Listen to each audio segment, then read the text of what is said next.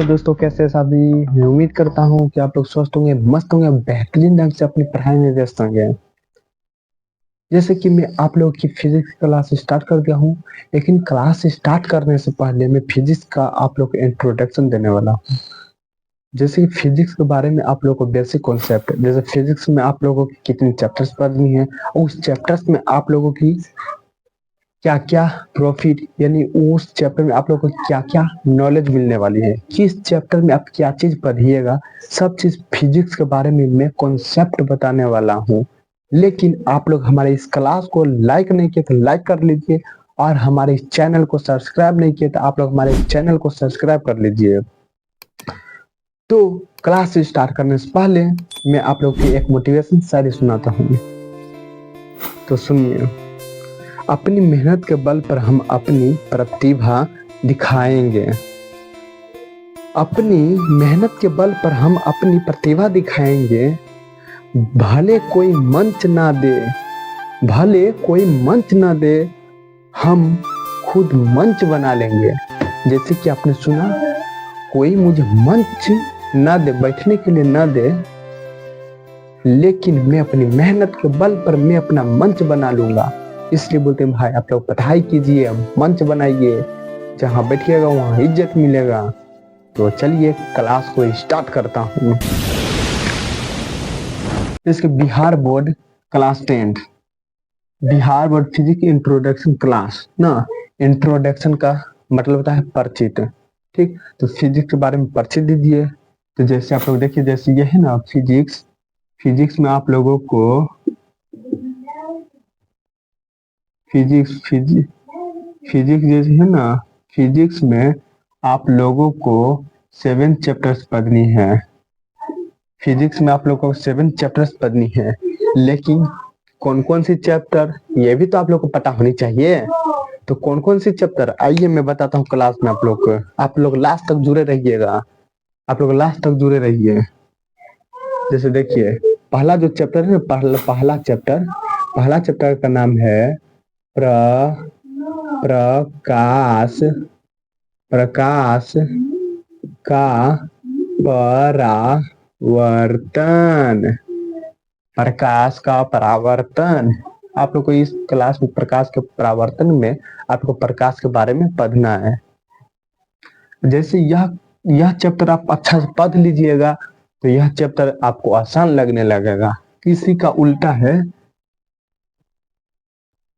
प्रकाश का अपवर्तन, प्रकाश का अपवर्तन। लेकिन तीसरा चैप्टर जो है वह है मानव नेत्र, मानव नेत्र, मानव नेत्र। हम लोग को अपनी आंख के बारे में पढ़नी है तीसरी चैप्टर में। और जो चौथी चैप्टर है विद्युत धारा, विद्युत धारा, विद्युत विद्युत धारा, विद्युत धारा।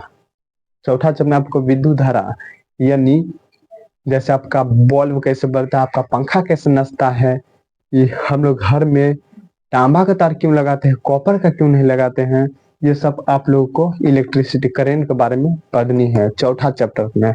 लेकिन जो पांचवा चैप्टर है इसी से रिलेट है विद्युत धारा के चुंबकीय प्रभाव, विद्युत धारा के चुंबकीय प्रभाव, विद्युत विद्युत धारा के चुंबकीय चुंबकीय प्रभाव।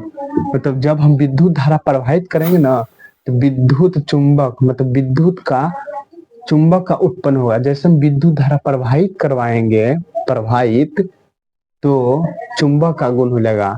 इसका प्रैक्टिकली आप लोग कीजिएगा। जैसे आपके घर में पंखा लटका होगा तो उसको खोल कर, उसका नट बोल्ट जो होता है खोल कर, उसका अंदर कॉइल होता है, ठीक, उसको निकाल कर आप अपने लाइन में खोसिएगा, विद्युत धारा प्रवाहित करंट पास करवाएगा, तो देखिएगा वो उसमें टेस्टर हटाकर चिपकेगा, और करंट हटा कर देखिएगा वो नहीं चिपकेगा। अच्छा, जब यह जो छठा चैप्टर है, यह छठा चैप्टर का नाम है ऊर्जा का स्रोत। ऊर्जा का स्रोत, ऊर्जा का स्रोत ना, ऊर्जा कैसे उत्पन्न किया जाता है, स्रोत, ऊर्जा का स्रोत, ऊर्जा कैसे उत्पन्न किया जाता, शक्ति कैसे उत्पन्न किया जाता है। अब जैसे सातवां चैप्टर है, ये सातवां चैप्टर का नाम हमारा पर्यावरण। हमारा पर्यावरण, हमारा पर्यावरण, हमारा पर्यावरण। जैसे कि आप लोग को पता चल गया कि फिजिक्स का क्या पैटर्न है ना। फिजिक्स में क्या पढ़ना है, 7 चैप्टर है। 7 में पहला चैप्टर का नाम है प्रकाश का परावर्तन, दूसरा चैप्टर का नाम है प्रकाश का अपवर्तन, तीसरा चैप्टर का नाम है मानव नेत्र, हमको आंख के बारे में पढ़ना है। लेकिन चौथा चैप्टर का क्या नाम है, विद्युत धारा। अब 5वां चैप्टर का क्या नाम है, विद्युत धारा का चुंबकीय प्रभाव। फिर छठा चैप्टर का क्या नाम है, ऊर्जा का स्रोत। लेकिन 7वां चैप्टर का क्या नाम है, हमारा पर्यावरण। देखिए भाई, मैं अपने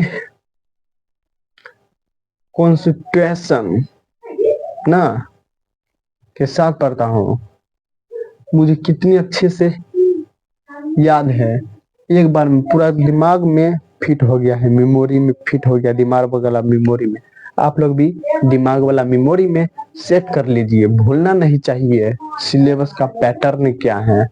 ओके, तो ठीक है, आप लोग हमारे क्लास में जो एंड तक रहे उसके लिए हाथ जोड़कर विनती है कि आप लोग बहुत अच्छे मार्क्स लाएं। तब तक के लिए जय हिंद, जय भारत।